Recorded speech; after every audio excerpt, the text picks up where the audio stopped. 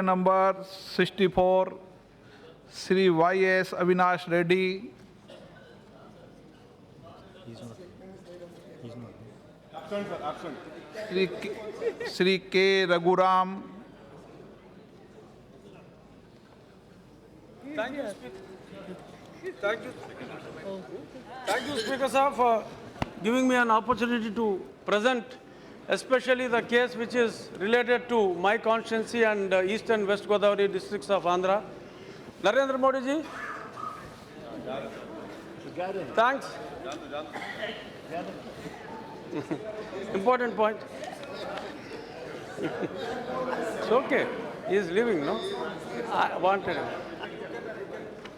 Sir, can I proceed, sir? Please. My question. So, She has to ask the question. आप I've माननीय already सदस्य made the answer, my friend. माननीय सदस्य आप प्रश्न पूछिए. yeah, it is with regard to the transport and marketing assistance in lieu of MEAS and other schemes that are available for export of agriculture products. And in my area, predominantly, it is a rice bowl of India, it is called. And it is also the aquaculture hub of India.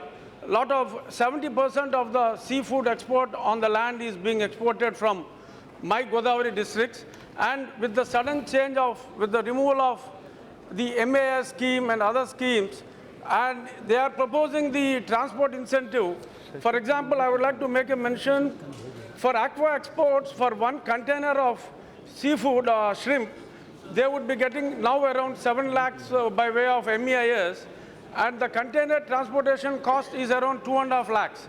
So even if you give the entire transportation subsidy, still they would be losing around 3 to 3.5 lakhs every container. Ultimately, the burden would fall on the aqua farmers, which would be, as it is, they were losing a lot, and this would be a major burden. And in the same way, for rice exports also, the transport subsidy, what has been proposed, that would be pittance hardly 20% of what they were now getting.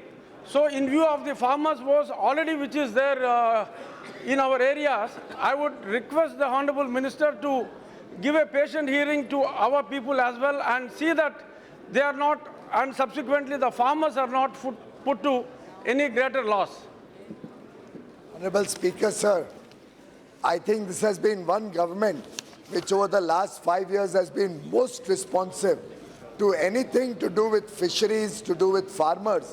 And the very fact that we are supporting over 15 crore farmers and nearly 1.5 crore fishermen in this country over the last 5 years with various schemes, one after the other, is testimony to our intention to support the community.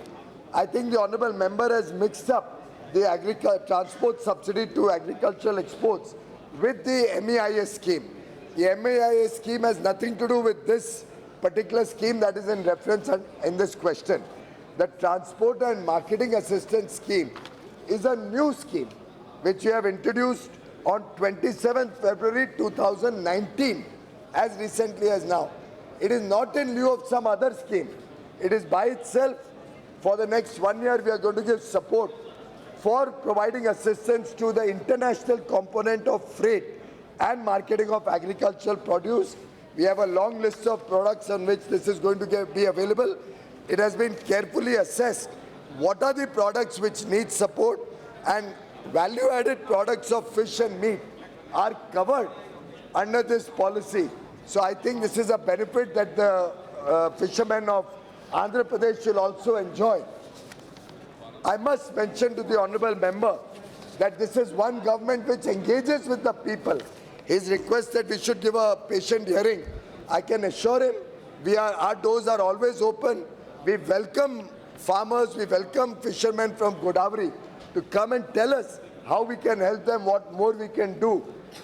For us, supporting the fishermen to do better is a priority that we have started a new department which is focused on fisheries and animal husbandry.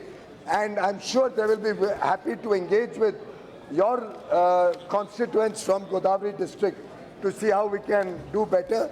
Honourable Speaker, before it becomes 12, I won't get a chance. Since Honourable Member had spoken about filibustering in an earlier question, I thought I must inform the House that filibustering is a political procedure where one or more members of parliament or Congress debate over a proposed piece of legislation so as to delay or entirely prevent a decision being made on the proposal.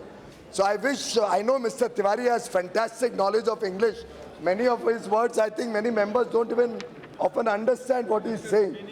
But I thought he must be educated about what filibustering is.